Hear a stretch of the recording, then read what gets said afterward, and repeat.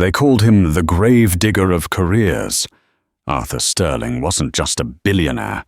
He was a hurricane in a three-piece suit who had terrorized the hospitality industry of Manhattan for 30 years. Waiters didn't just dislike him, they feared him. Legends were whispered in back alleys about staff members who left his table in tears, never to work in the city again. So when he walked into the Velvet Room on a rainy Tuesday in November, the entire floor staff vanished except for the new girl. She didn't know the rules. She didn't know who he was. And when she broke the silence that night, she didn't just save her job. She uncovered a secret that would bring a dynasty to its knees. This is the story of Cassandra Bennett. The atmosphere inside the Velvet Room, arguably New York City's most pretentious dining establishment, was usually one of hushed reverence. It was the kind of place where the napkins were made of Egyptian cotton, and the water menu had more pages than a standard novel. But on the evening of November 14th, the atmosphere wasn't reverent. It was terrified. The general manager, a man named Gregory Halloway, who sweated through his Hugo Boss suits with alarming regularity, burst into the kitchen. His face was pale, the color of uncooked dough. "He's here," Gregory hissed, his voice cracking. "Sterling is here. Table 1. The kitchen froze. The sous chef dropped a ladle. A busboy actually crossed himself. Arthur Sterling. The name carried weight, heavy and cold like a gold bar dropped on a foot. Sterling was a real estate mogul worth billions, owning half the skyline of Midtown. But his money wasn't what made him famous in the service industry. It was his cruelty. He was known to have a waiter fired because the ice in his scotch clicked too loudly. He once bought a restaurant solely to close it down because the valet scratched his Bentley. "Who's on rotation?" Gregory demanded, scanning the terrified faces of the waitstaff lined up by the pass. "It's Kevin's turn," whispered a waitress named Jessica. Kevin, a veteran server with 15 years of experience, looked like he was about to vomit. "I can't do it, Gregory. My wife is pregnant. If he snaps and blacklists me, I'm done in this city. I can't risk it." "It's not a request, Kevin," Gregory barked, though his own hands were shaking. "I'll quit," Kevin said, taking off his apron. "I swear to God, I'll walk out right now. It's not worth the abuse." Panic began to ripple through the room. If no one served Sterling, the restaurant would be destroyed. Sterling was vindictive. He would pull strings, call health inspectors, ruin the owner's credit. Someone had to be the sacrifice. Standing in the back, polishing wine glasses, was Cassandra Bennett. Cassandra, Cassie to her friends, had been working at the Velvet Room for exactly 3 weeks. She was 24, with tired eyes and fraying shoelaces she tried to hide with black marker. She wasn't part of the inner circle of elite servers. She was the filler, the girl they hired because she learned the menu in one night and didn't complain about the split shifts. Nobody knew much about Cassie. They didn't know that 3 months ago, her father, a carpenter named Thomas Bennett, had fallen off a roof in Queens. They didn't know about the botched spinal surgery or the insurance company, Aetna Prime, denying the claim on a technicality. They didn't know that Cassie was the only thing standing between her father and a state-run facility that smelled like bleach and despair. She needed this job. More specifically, she needed the tips. "I'll take the table," Cassie said. Her voice was quiet, but in the silent kitchen, it sounded like a gunshot. Gregory spun around, eyeing her with skepticism. You're green, Bennett. You don't know the Sterling protocol." "Is the protocol to serve him food and drink?" Cassie asked, setting down a polished glass. "Because I can do that." "He will eat you alive," Kevin warned, clutching his apron like a lifeline. "He'll find the one thing you're insecure about and tear it open." "I don't have the luxury of being insecure right now," Cassie said, tightening her ponytail. "Does he want sparkling or still?" Gregory hesitated. He looked at Kevin, who was halfway out the door, and then at Cassie, who stood straight-backed and calm. He didn't have a choice.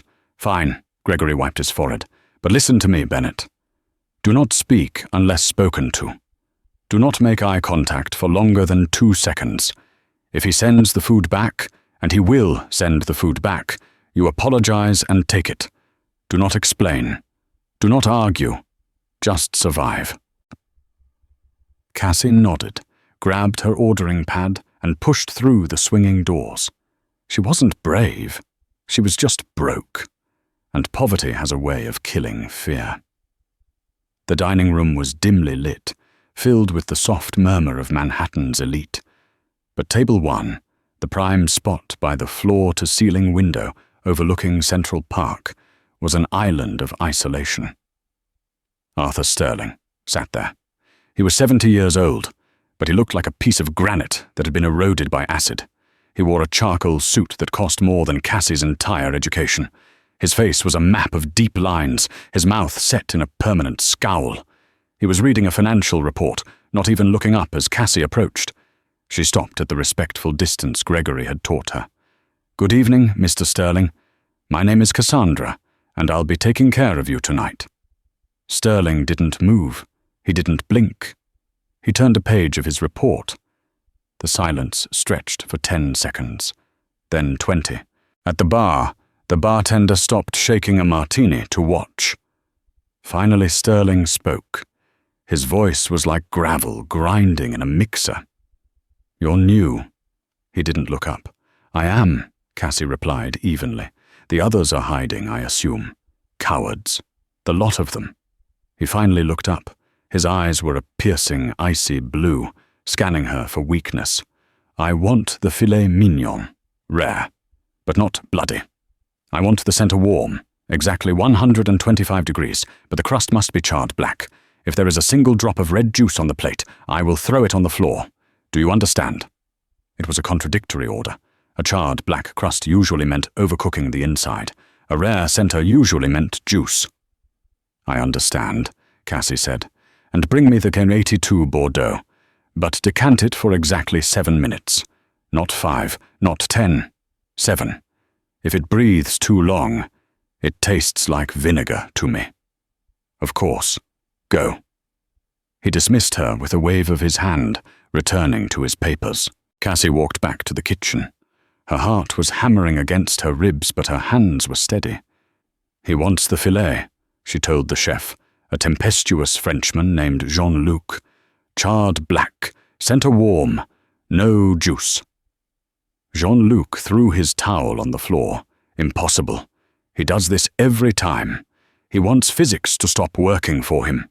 If I char it black, the heat transfer will cook the center to medium well." "Sear it on the highest flame for 20 seconds, Cassie suggested softly. "Then flash it in the salamander, and rest it for 10 minutes on a paper towel to drain the juice before plating." Jean-Luc stared at her. "You think you can tell me how to cook petite filet?" "I think you want him to not send it back," Cassie said. Jean-Luc grumbled, but he fired up the high-heat burner. The next hour was a tightrope walk. Cassie timed the wine decanting with a stopwatch she kept in her apron. She watched the steak resting. When she brought the plate out, the entire restaurant seemed to hold its breath. She placed the steak in front of Arthur Sterling. She poured the wine. Sterling cut into the meat. He inspected the center. It was pink. He inspected the crust. It was black. He looked for the juice on the plate. It was dry. He took a bite. He chewed slowly, staring out the window. He took a sip of the wine. He set the glass down. "It's cold," he said. Cassie blinked. "Sir?" "The steak," Sterling said, his voice raising an octave, loud enough for the nearby tables to hear. "It's stone cold. You let it rest too long. It tastes like rubber." It wasn't cold. Cassie knew it wasn't. It was perfect. This was the game. This was the test. "I apologize, Mr. Sterling," Cassie said, reciting the script Gregory had given her. "I will take it back and—" "No," Sterling snapped. He slammed his fork down. The sound echoed through the room. "You won't take it back. You will explain to me why you think I am a fool. Do you think because I'm old, my palate is gone? Do you think you can serve me garbage and I will pay for it?" Gregory was sprinting across the dining room now, panic in his eyes. He was coming to save the situation, to fire Cassie, to comp the meal. But before Gregory could reach the table, something snapped inside Cassie. Maybe it was the memory of her father lying in a hospital bed, apologizing for being a burden. Maybe it was the exhaustion of working 3 jobs.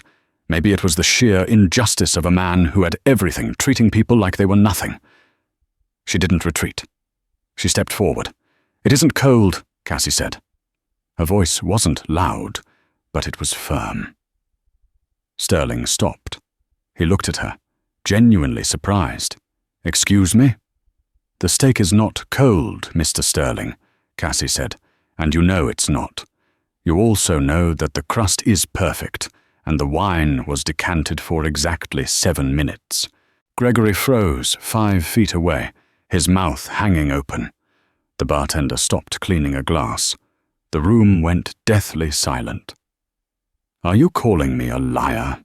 Sterling whispered. The air around him seemed to drop 10 degrees. "I'm calling you lonely," Cassie said. The words hung in the air. Sterling's face turned a shade of purple. "You insolent little—" "You come here 3 times a week," Cassie continued, her hands trembling slightly now. But she didn't stop. "You sit at the table facing the window, so you don't have to look at the happy couples inside. You order impossible things just to see if anyone cares enough to try and get it right. And when they do, you send it back, because you want a reaction. You want to know that you still have power, that you still exist to us." She took a breath. "My father is at home right now, unable to walk because he built roofs for men like you for 40 years. He would give anything to taste a steak like that. So if you want to fire me, go ahead. I can find another job. But I won't let you waste that food. Eat it or I'll take it away. But I won't apologize for perfection." Gregory closed his eyes. He was already mentally drafting her termination letter. He waited for the explosion. He waited for Sterling to throw the wine, to scream, to demand the owner. Sterling stared at Cassie, his eyes bored into hers. For a long, agonizing minute, nobody moved. The billionaire and the waitress locked in a stare down. Then Arthur Sterling did something nobody had ever seen him do. He picked up his fork. He cut another piece of steak. He ate it. "It needs more salt," he grumbled. But he didn't send her away. Cassie wasn't fired that night. In fact, she made $1,000 in tips.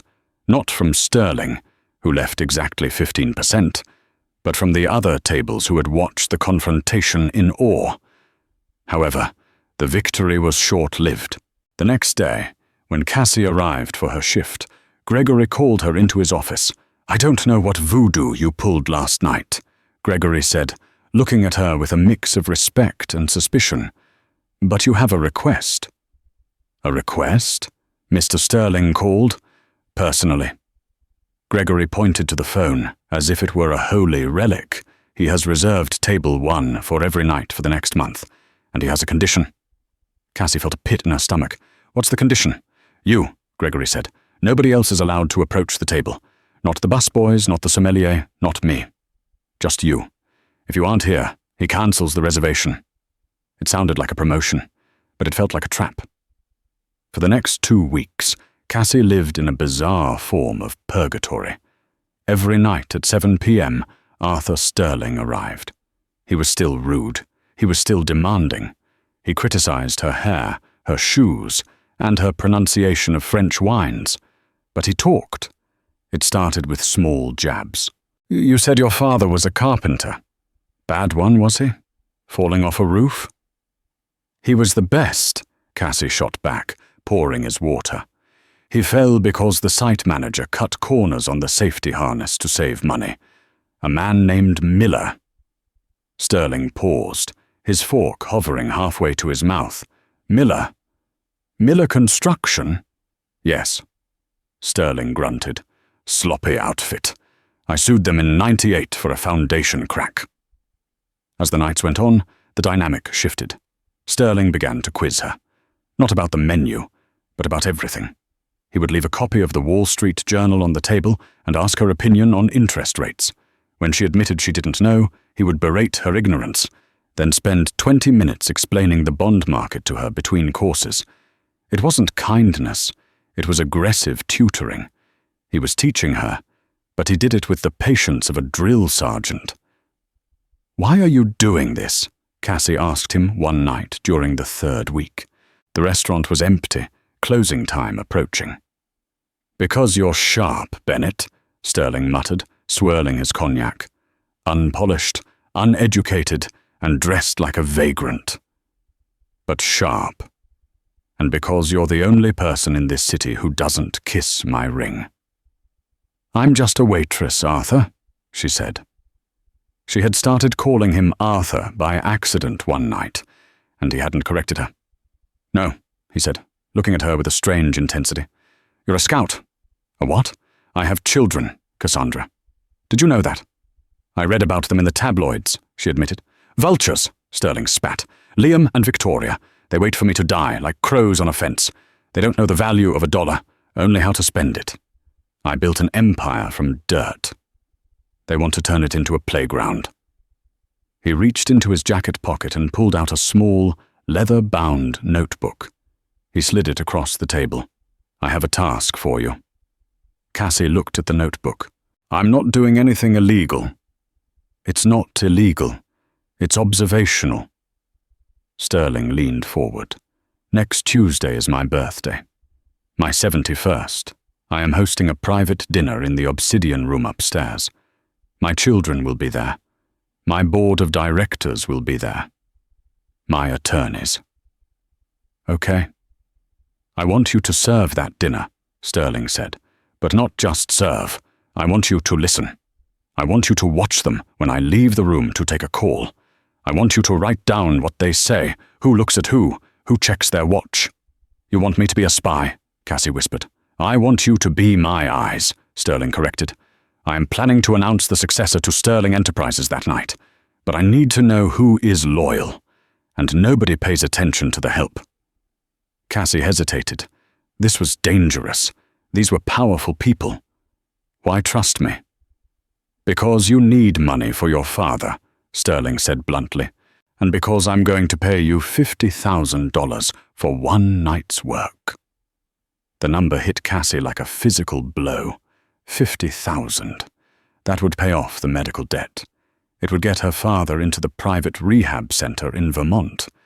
It was freedom. "I'll do it," she said. Sterling smiled. It was a terrifying expression. "Good, but be warned, Cassandra. The people in that room make me look like a teddy bear. If they catch you listening, they won't fire you. They will destroy you." The obsidian room was located on the top floor of the velvet room, accessible only by a private glass elevator that required a keycard. The room itself was a masterclass in intimidation. The walls were lined with black acoustical paneling that sucked the sound out of the air, and the center of the room was dominated by a table made of a single slab of volcanic rock. It didn't look like a place to eat. It looked like a place to sign death warrants. It was Tuesday, November 28th, the night of the birthday dinner. Cassie arrived 2 hours early. She had spent the $50,000 promise in her head a dozen times over, paying the hospital, fixing the leaking roof, maybe buying a winter coat that actually zipped up. But as she stood in the prep station, checking the polish on the silver for the 10th time, the money felt abstract. The danger felt real. Gregory Holloway, the manager, was pacing near the elevator. He looked like he was about to faint. "You have the earpiece?" Gregory asked, his voice a nervous squeak. "Yes," Cassie said, touching the tiny device in her left ear. It was connected to a security channel, mostly for the kitchen to signal course changes. But tonight, it felt like a lifeline. "Remember," Gregory whispered, straightening her collar with trembling hands. "These aren't just rich people, Bennett. This is the Sterling inner circle. They eat weakness. If they speak to you, keep it brief. If they offer you a drink, refuse. If they ask you to leave the room, you check with Mr. Sterling first." The elevator chimed. "Showtime," Gregory breathed. And then he vanished back into the kitchen, leaving Cassie alone to face the lions. The doors slid open. The first to step out was Liam Sterling. At 35, he was the spitting image of his father, but without the grit. He had the soft, manicured hands of a man who had never held anything heavier than a champagne flute. He wore a velvet tuxedo that screamed new money, and his eyes were glassy, darting around the room with restless energy. Behind him was Victoria Sterling. She was older, perhaps 40, with blonde hair pulled back so tight it looked painful. She didn't walk. She glided. She was the CEO of the Sterling Foundation, the charitable arm of the company. But rumor had it she spent more on her publicists than the charities. Following them was a man Cassie didn't recognize from the tabloids. He was short, balding, and carried a briefcase handcuffed to his wrist. This was Harrison Cole, the general counsel for Sterling Enterprises, the fixer. And finally, Arthur Sterling. He looked different tonight. He looked old. He was leaning heavily on a cane, his steps shuffling and unsure. It was a stark contrast to the sharp, terrifying man who had grilled Cassie about bond markets just a few nights ago. He's acting, Cassie realized with a jolt. He's playing the prey.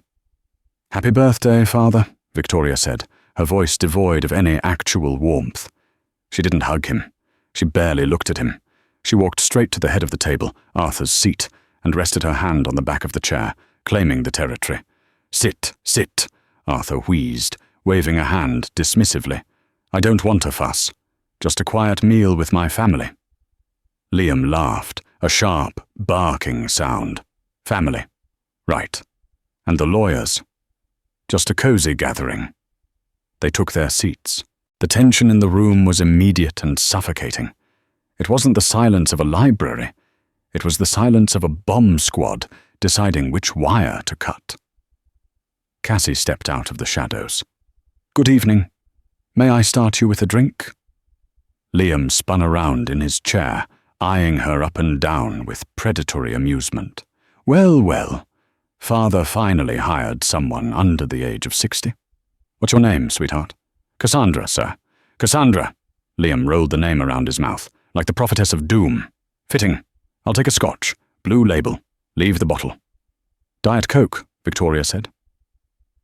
Not looking up from her phone. "Water," Harrison Cole grunted, placing his briefcase on the table next to his plate. "And for you, Mr. Sterling?" Cassie asked softly, turning to the old man. Arthur looked up at her. His eyes were cloudy, his mouth slightly open. He looked confused. "I think I'll have, what was it? The red one?" "The Bordeaux, sir," Cassie supplied, playing along. "Yes, the Bordeaux." He patted her hand, his grip surprisingly weak. "Thank you, dear." Cassie retreated to the bar station in the corner. Her heart was pounding. Arthur was selling the performance of a lifetime. He wanted them to think he was losing his mind. He wanted them to get careless. As she uncorked the wine, she tuned her hearing to the table. She had a small notepad hidden in her apron pocket and a pen clipped to her sleeve. "So," Harrison Cole opened his briefcase, the click of the locks echoing loudly. "We have the documents ready for the trust transfer, Arthur. Given your recent health episodes, the board feels it is prudent to expedite the process." "Health episodes?" Arthur mumbled, breaking a breadstick. "I'm fit as a fiddle." "You fell in the lobby last week, Dad," Liam said, taking a massive gulp of his scotch. "You called the doorman, Margaret. It's time to face facts. You need to rest.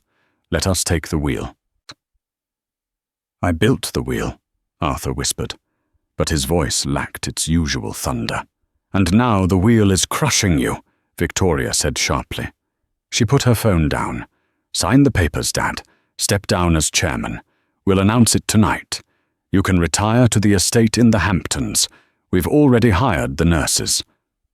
Cassie poured the wine, moving like a ghost around the table. She caught Arthur's eye for a split second. There was a glimmer there, a spark of the old wolf. "Write this down," his eyes seemed to say. She retreated to the shadows and scribbled on her pad. "They are pushing for immediate resignation, citing dementia. Harrison has papers prepared." The first course arrived, a truffle risotto. Cassie served it with mechanical precision. "This is delicious," Arthur said, a bit too loudly. "Cassandra, tell the chef. Tell him—" He trailed off, looking lost. "I will tell him, sir," Cassie said. "He's losing it." Liam whispered to Victoria. "Look at him. He doesn't even know where he is." "Good," Victoria hissed back. "Then he won't notice the amendment in Clause 4. Cassie froze. She was refilling Harrison's water. Clause 4. "What amendment?" Liam asked, his voice dropping. "Keep your voice down," Harrison warned, glancing at Cassie. "She's a waitress." Victoria dismissed her. "She probably didn't even finish high school. She's furniture." Cassie gritted her teeth and poured the water without spilling a drop. "I finished high school with honors, you witch," she thought, "and I read everything." "The amendment," Harrison murmured, leaning in, "transfers the voting rights not to the siblings equally, but to the executor of the trust until the stock price hits $500. "And who is the executor?" Liam asked. "I am," Victoria smiled. It was a smile that could freeze nitrogen. Liam dropped his fork. "You cut me out?" "You're a junkie, Liam," Victoria said calmly. "You'd snort the company up your nose in a year. I'm saving the legacy. You'll still get your allowance. But I run the show. Does Dad know?" Liam looked at Arthur, who was happily eating his risotto, seemingly oblivious to the civil war happening 2 feet away. "Dad doesn't know what day of the week it is," Harrison said. "He'll sign whatever we put in front of him." Cassie's hand shook as she retreated to the corner. This wasn't just a succession, it was a coup. Victoria and the lawyer were conspiring against both the father and the brother. Arthur suddenly stood up.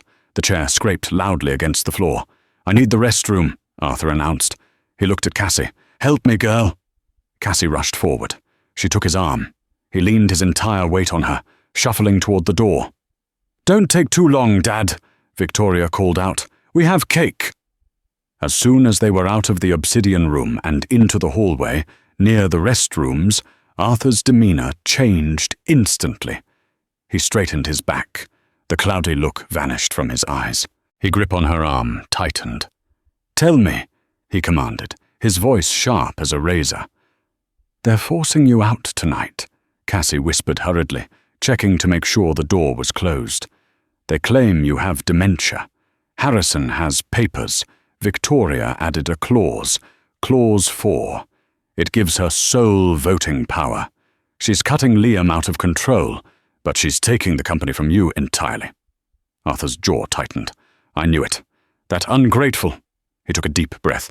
"And Liam? He didn't know about the clause. He's angry, but he thinks you're senile." "Good," Arthur nodded. "Chaos is a ladder.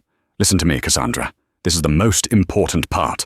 He reached into his jacket pocket and pulled out a small, silver USB drive. "In 10 minutes, I'm going to go back in there, and I'm going to have a medical episode. I'm going to collapse. It will be convincing. The paramedics are already on standby. My private team, not the city's. They will take me out." "You're faking a heart attack?" Cassie asked, eyes wide. "I'm buying time. While everyone is distracted by my body hitting the floor, I need you to swap the presentation laptop's drive with this one." He pressed the USB into her hand. "The laptop is on the side table near the window. Harrison is going to hook it up to the projector to show the transition plan. You need to plug this in instead." "What's on this?" "My will," Arthur said grimly, "and a video recording I made yesterday. It exposes Harrison's embezzlement scheme and Victoria's illegal offshore accounts. If that plays on the screen, they are finished. The board will fire them before the dessert wine is served." "Arthur, I can't," Cassie panicked. "There are cameras. Harrison is watching the laptop. You're invisible, remember?" Arthur looked at her. "You're just the furniture. Wait for the chaos. When I fall, everyone will look at me. That is your window. Do this, and your father's medical bills are paid for life, plus $1 million in a trust for you." $1 million. Cassie looked at the USB drive. It was cold in her hand. "Okay," she whispered. "Good girl." Arthur slumped his shoulders again, transforming back into the frail old man. "Now take me back to the sharks." The dinner resumed, but the air was toxic. Liam was sulking, drinking his scotch rapidly. Victoria was texting under the table. Harrison was organizing a stack of legal documents next to his plate. Cassie stood by the side table, refilling wine glasses, her eyes glued to the sleek grey laptop sitting near the window. It was only 5 feet away, but it felt like 5 miles. "Let's get down to business," Harrison said, wiping his mouth. "Arthur, the presentation is ready. We just need to go over the timeline for the press release." Of course," Arthur nodded, his head bobbing. "But first, a toast." Arthur raised his glass of Bordeaux. His hand was trembling violently. "To family," Arthur said. "To the ones who—" He stopped. He blinked rapidly. He dropped the glass. It shattered on the volcanic table, red wine spraying over the documents, over Victoria's white dress, over Harrison's suit. "Dad!" Victoria shrieked, jumping up. Arthur clutched his chest. He made a horrible, gasping sound. His eyes rolled back in his head, and he slumped forward, face planting into his plate of half-eaten duck. "He's having a heart attack!" Harrison yelled. "Call 911! "Security!" Liam shouted, though he didn't move to help his father. Chaos erupted. The doors burst open. 2 large men in dark suits, Arthur's private security, rushed in. Gregory Halloway ran in behind them, screaming instructions. Victoria was wiping wine off her dress, looking more annoyed than concerned. Harrison was frantically trying to save the wet documents. Now, Cassie told herself. Everyone was looking at Arthur. The bodyguards were lifting him out of the chair, laying him on the floor, ripping open his shirt. Cassie turned to the side table. Her hands were shaking, but she forced them to work. She reached for the laptop. She saw the USB port on the side. There was already a drive in it, a black one. She pulled the black one out. She jammed Arthur's silver one in. It took 3 seconds. She slipped the black drive into her apron pocket and stepped back, grabbing a pitcher of water to look busy. "Is he breathing?" Victoria asked, finally stepping closer to her father. "Barely," one of the guards said. "We need to move him. The helicopter is on the roof." "Wait," Harrison barked. "The papers. He hasn't signed the papers." "He's dying, you idiot!" Liam yelled, finally showing a shred of humanity. "Forget the papers." They loaded Arthur onto a stretcher. The room was a whirlwind of noise and movement. Within 2 minutes, Arthur Sterling was gone, whisked away to the roof. The room fell silent. The floor was stained with wine and food. "Well," Victoria said, smoothing her hair. She looked at Harrison. "That complicates things." "It doesn't matter," Harrison said, composing himself. "We have the power of attorney. If he's incapacitated, we can still push the vote through the board tonight. We just need to show them the presentation, prove that the plan was already in motion." Cassie's heart stopped. "They're going to play it. Do it," Victoria said. "Set up the projector. The board members are waiting on the conference call." Harrison walked over to the laptop. He tapped the keys to wake it up. Cassie backed away towards the kitchen door. She wanted to run. She needed to run. Harrison clicked the file named Sterling_succession_final.mp4. The large screen on the far wall flickered to life. Victoria crossed her arms, looking smug. Liam poured another drink, but instead of a PowerPoint slide with charts and graphs, the screen went black, then static. Then a video appeared. It was Arthur Sterling, but not the old, frail Arthur. This was the Titan. He was sitting in his leather chair in his study, holding a cigar. He looked directly into the camera. "Hello, Victoria. Hello, Liam. Hello, Harrison." The voice boomed through the speakers. Victoria froze. Harrison dropped the mouse. "If you are watching this," the video Arthur said, a cruel smile playing on his lips, "it means I am either dead or I have successfully fooled you into thinking I am dying. Knowing you 3, you didn't check my pulse. You just checked the will. Turn it off," Victoria screamed. "Harrison, turn it off." Harrison frantically hit the escape key, but the laptop wasn't responding. The video was locked in full screen mode.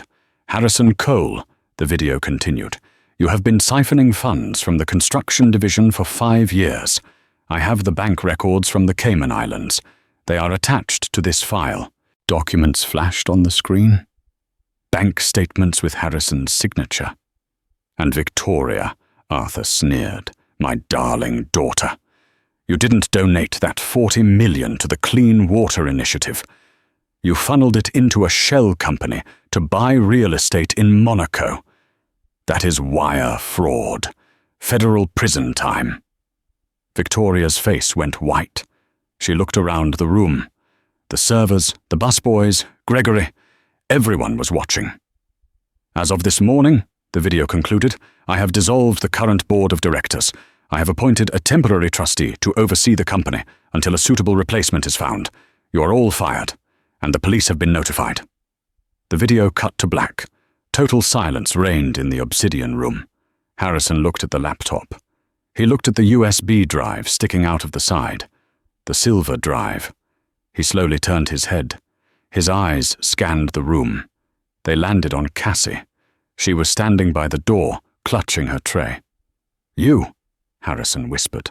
Victoria turned. Her eyes filled with pure, unadulterated rage. "You little rat!" "Grab her!" Harrison yelled to the remaining security guard at the door. Cassie dropped the tray. It clattered loudly. She turned and shoved the kitchen doors open, sprinting into the back hallway. "Get her!" Liam shouted, joining the chase. "She has the other drive! The evidence!" Cassie ran. She burst through the kitchen, startling Jean-Luc, who was plating desserts. "Move!" she screamed, vaulting over a cart of dirty dishes. She heard the heavy footsteps of the security guard behind her. She didn't look back. She knew the layout of the velvet room better than they did. She knew about the service elevator that bypassed the lobby and went straight to the loading dock. She hit the button for the service elevator. Nothing happened, of course. You need a manager's key. "There she is." Harrison's voice echoed off the stainless steel appliances. Cassie looked around. There was no way out.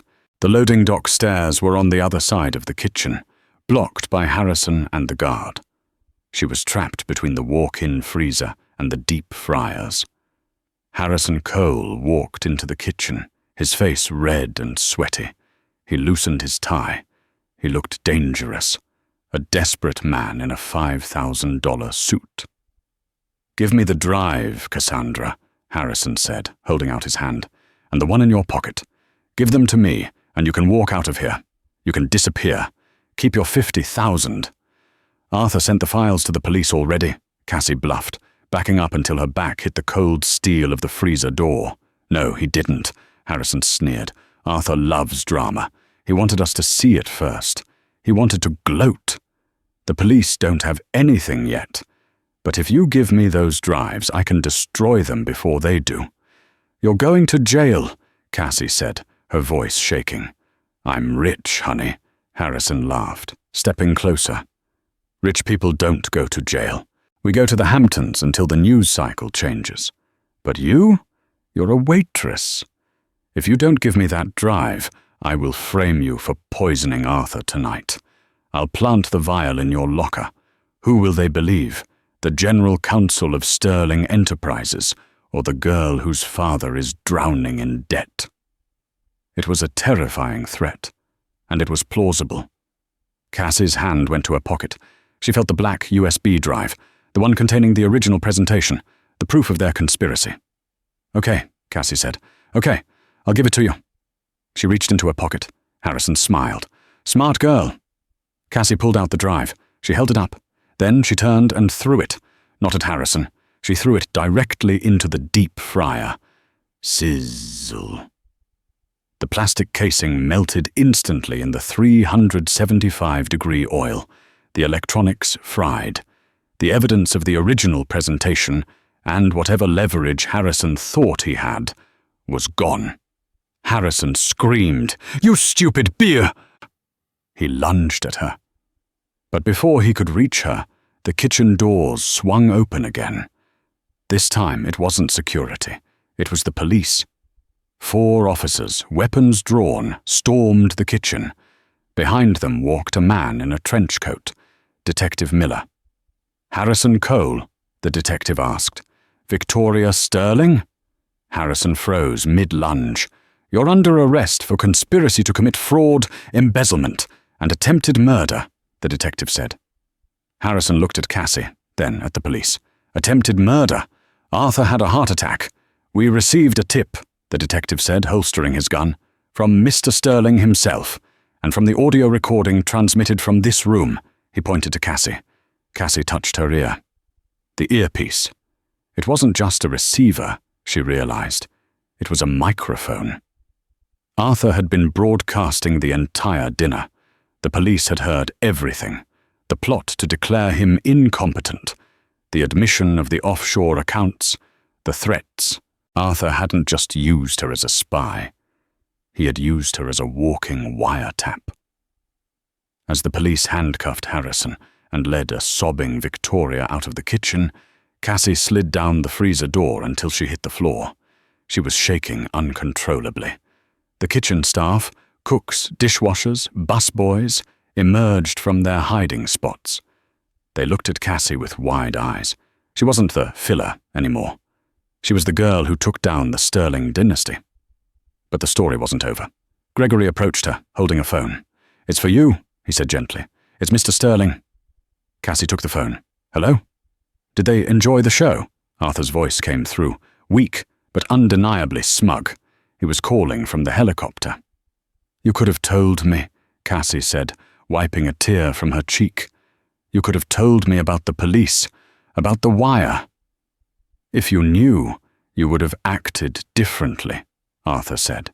You needed to be terrified to be convincing. I'm sorry, Cassandra, but it was necessary. Is it over? For them? Yes. For you?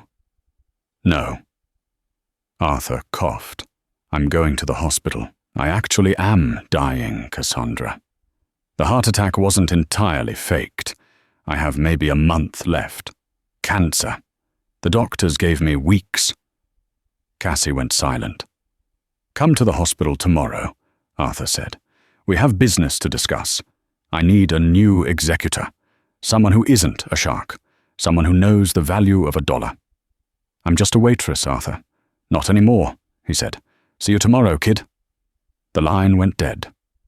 Cassie handed the phone back to Gregory. She looked around the kitchen. The smell of burnt electronics from the fryer filled the air. She untied her apron. She folded it neatly and placed it on the counter. I'm done for the night, Gregory, she said. Take the week off, Bennett, Gregory said, smiling for the first time in 10 years. I think you've earned it. Cassie walked out of the back door of the velvet room. The rain had stopped. The New York City air was cold and crisp. She took a deep breath. For the first time in her life, the air didn't smell like exhaust and desperation. It smelled like victory. Mount Sinai Hospital's private wing, the Guggenheim Pavilion, was quieter than the velvet room, but it smelled just as sterile. 3 days after the disastrous dinner party, Cassandra Bennett walked down the hallway. She wasn't wearing her waiter's uniform. She was wearing jeans and the only blazer she owned, clutching a plastic visitor's pass. She found Arthur Sterling in room 904. The man who had terrorized Manhattan's service industry for decades looked small in the hospital bed. The machinery of keeping him alive beeped rhythmically, a metronome counting down the final measures of a symphony. He was pale, his skin translucent like parchment paper, but when he turned his head, those blue eyes were still sharp. You're late, Arthur rasped. Cassie checked the clock on the wall. I'm 5 minutes early, Arthur. Early is on time. On time is late. He tried to smile, but it turned into a cough that rattled his chest. Cassie pulled a chair close to the bed. How are you feeling? Like a building scheduled for demolition, he muttered. The doctors say the cancer has metastasized to the liver and lungs. It's a matter of days now. I'm sorry, Cassie said genuinely. Despite everything, the fear, the manipulation, the wiretap, she felt a strange sorrow. He was a monster, yes, but he was a lonely monster. Don't be, Arthur waved a hand, IV lines swaying. I've lived enough for 10 men.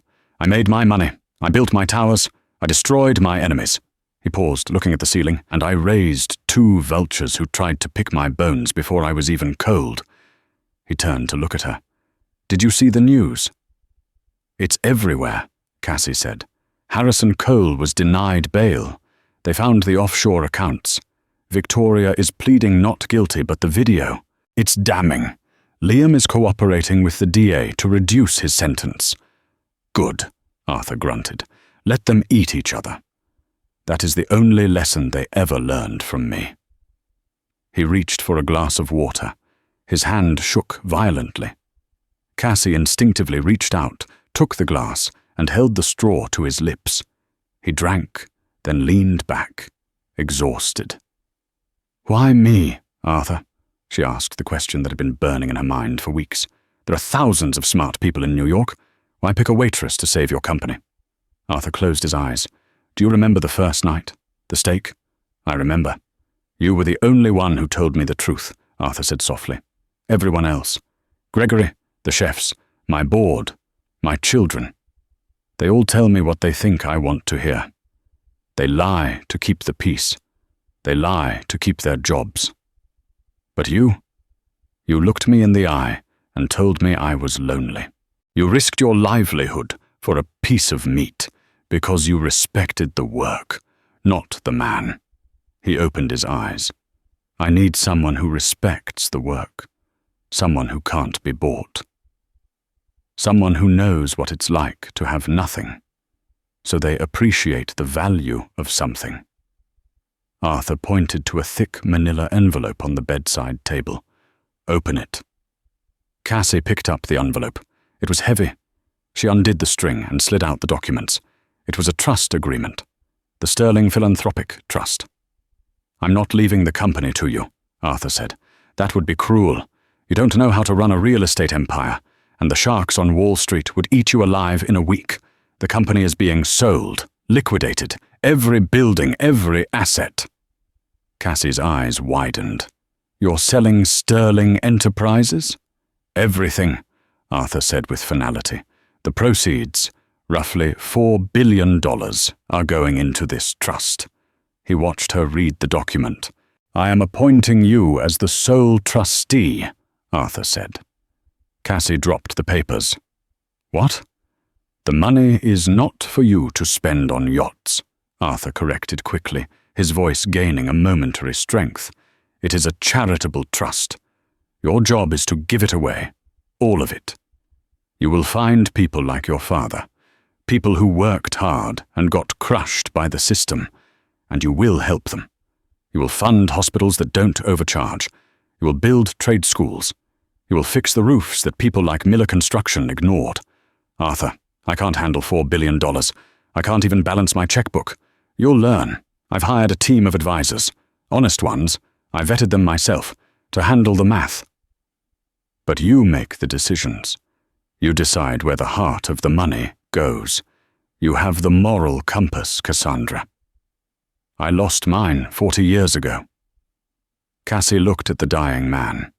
He was handing her the weight of the world, but also the power to change it. "And regarding your compensation," Arthur added, "turn to page 12.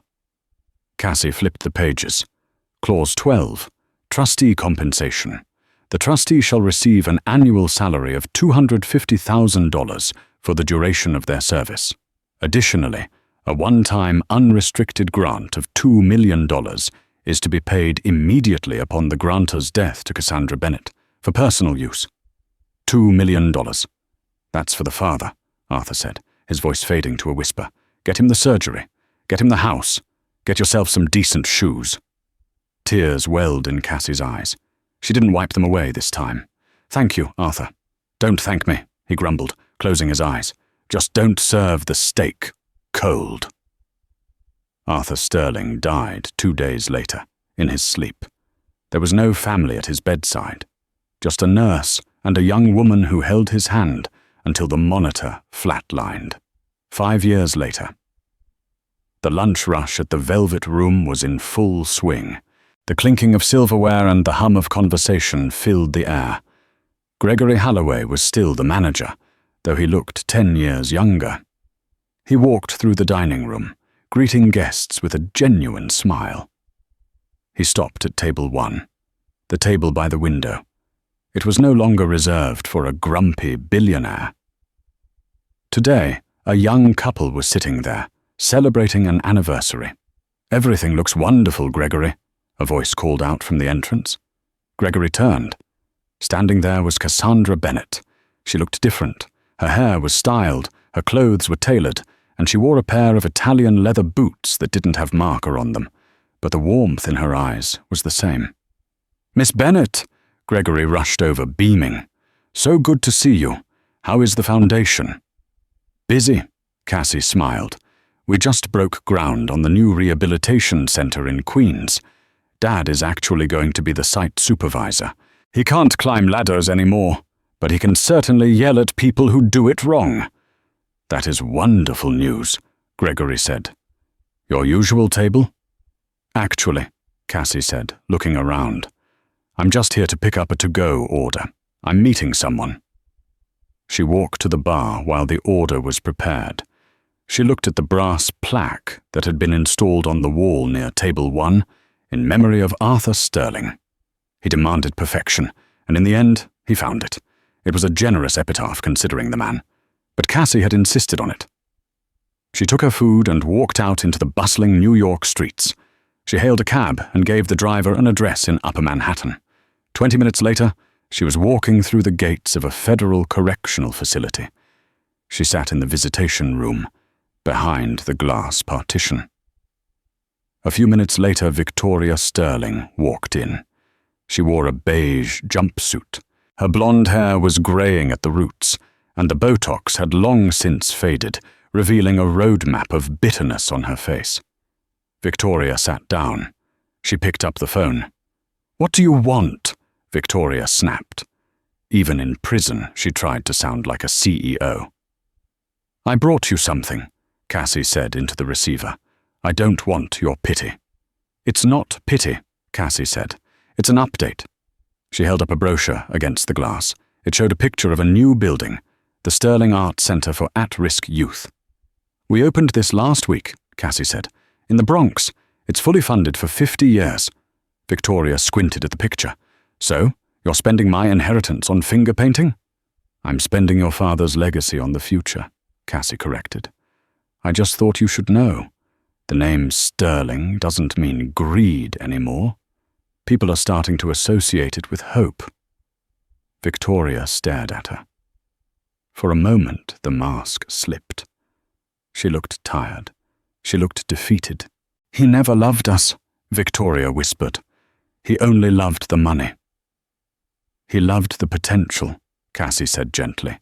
"He just didn't know how to nurture it. I'm trying to fix that." Cassie stood up. "Goodbye, Victoria. I won't visit again. But I deposited some money in your commissary account. Get yourself some chocolate."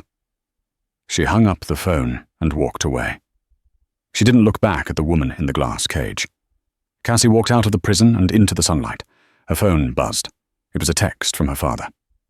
"Dad, hey kiddo, the new leg braces are working great. Walked to the deli by myself today. Pick up some wine for dinner."